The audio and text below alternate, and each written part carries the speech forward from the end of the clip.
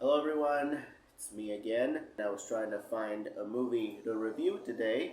I've seen a lot of movies, and the one I decided to review today is Paul Thomas Anderson's There Will Be Blood, starring Daniel Day-Lewis and Paul Dano. So, I've seen the movie because I wanted to see more of Daniel Day-Lewis and I want to watch what is known as good movies. And honestly, it was pretty good. Really good cinematography, nice use of music, really good acting. Whoever wrote the lines, excellent. And Paul Thomas Anderson seems to be a really good director. So, I decided to give my thoughts about it. For the first part, I thought it had like a lot of Godfather vibes. For those who have seen, allow me to explain.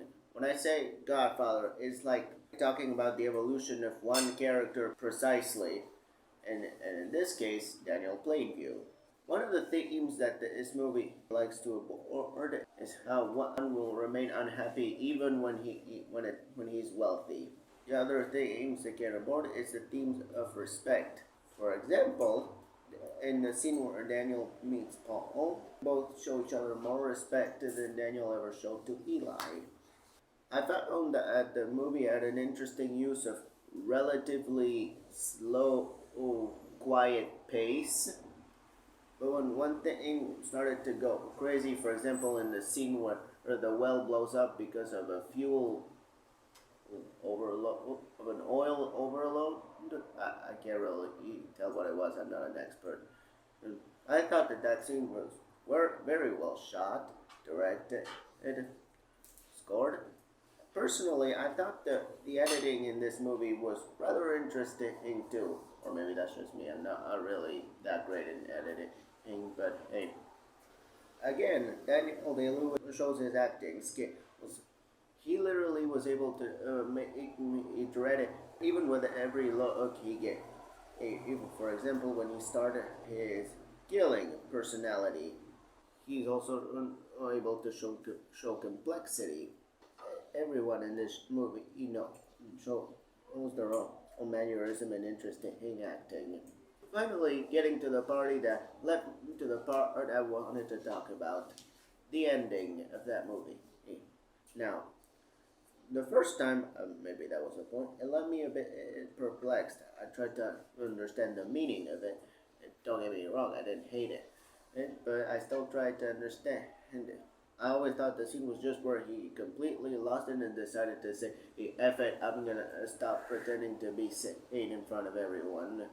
But then I realized this is one of those endings where it has just more than one meaning, especially when he says that last line, I'm finished.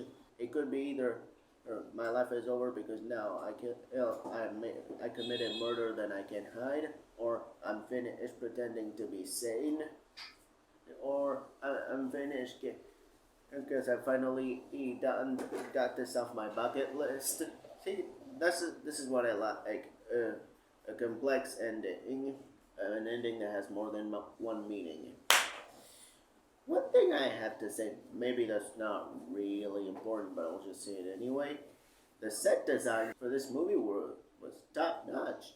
It always fascinates me when they do sets like that, like this. It was already fascinating enough in the color purple, for those who have seen it.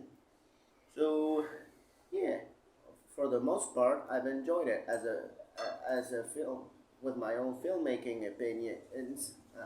I really appreciated the movie for both its tense, quiet, almost slow pacing,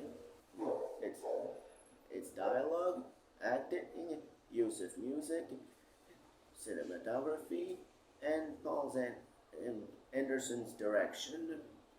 So, yeah.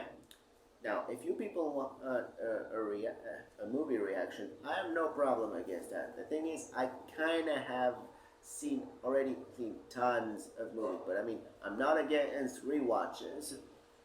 So, let me know in the comments which movies would you like me to either review or watch. Alright? You tell me.